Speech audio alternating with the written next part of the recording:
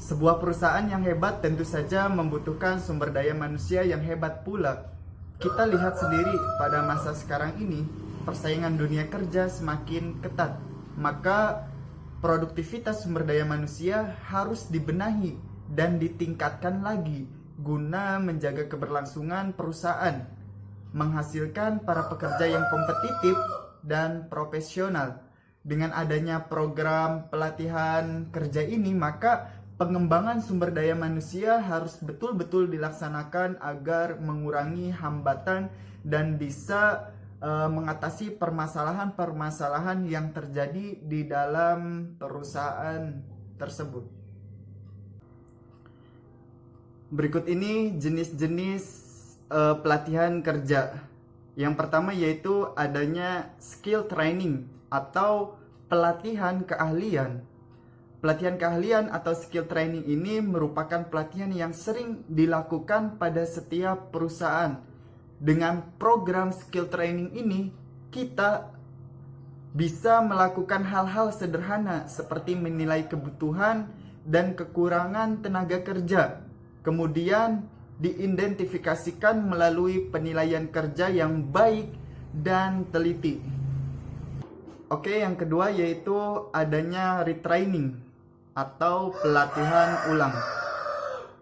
Pelatihan ini memberikan keahlian yang dibutuhkan oleh karyawan untuk menghadapi tuntutan pekerjaan yang seringkali di dalam sebuah perusahaan itu mengalami perubahan-perubahan. Nah, maka dari itu dengan adanya retraining ini, karyawan dapat lebih percaya diri lagi dalam menyelesaikan suatu masalah. Kemudian yang ketiga yaitu adanya pelatihan lintas fungsional. Apa sih pelatihan lintas fungsional ini?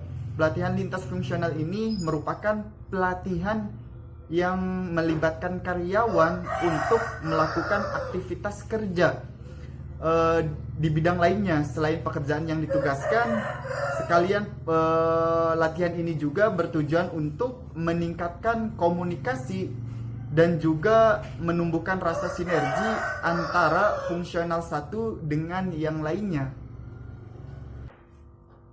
Kemudian yang kelima adanya pelatihan bahasa.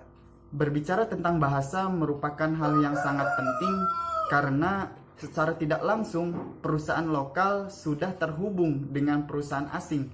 Dengan adanya pelatihan ini tentu saja dapat meningkatkan daya bahasa dan komunikasi bahasa asing dan dapat memberikan nilai plus pada karyawan perusahaan. Maka dari itu penting sekali berbahasa, terutama dalam berbahasa asing.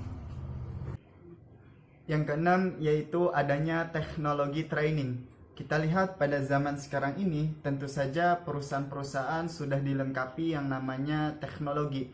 Hampir semua perusahaan menerapkan sistem teknologi. Misalnya saja di dalam perusahaan tersebut adanya digital marketing, kemudian adanya developer, kemudian dilengkapi dengan sistem administrasi yang canggih.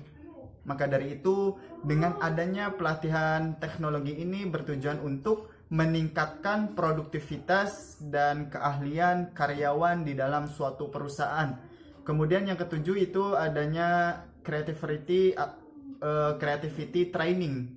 Nah, creativity training ini bertujuan untuk memberikan peluang kepada karyawan untuk memberikan ide dan gagasannya kepada perusahaan sebebas mungkin, asalkan ide tersebut bisa dipandang baik secara rasional. Kemudian nanti gagasan-gagasan tersebut nantinya guna membangun suatu perusahaan ke depannya agar lebih baik dan lebih maju. Nah, hal-hal tersebut telah dijelaskan mengenai beberapa hal tentang pelatihan kerja, kemudian dilengkapi dengan metode-metode atau jenis-jenis pelatihan kerja. Maka dari itu apabila perusahaan menerapkan pelatihan kerja ini secara berkala, maka perusahaan tersebut akan maju ke depannya. Kemudian tak lupa juga suatu perusahaan tersebut memperhatikan keuangan bisnis. Karena di dalam perusahaan tersebut apabila sebuah perusahaan dapat mengelola keuangan tersebut, keuangan bisnis tersebut, maka perusahaan tersebut akan mengetahui akan kebutuhan perusahaan ke depannya. Jika hal tersebut dipegang baik secara bijak oleh perusahaan, maka akan melahirkan perusahaan-perusahaan yang kompetitif dan ke depannya agar lebih maju.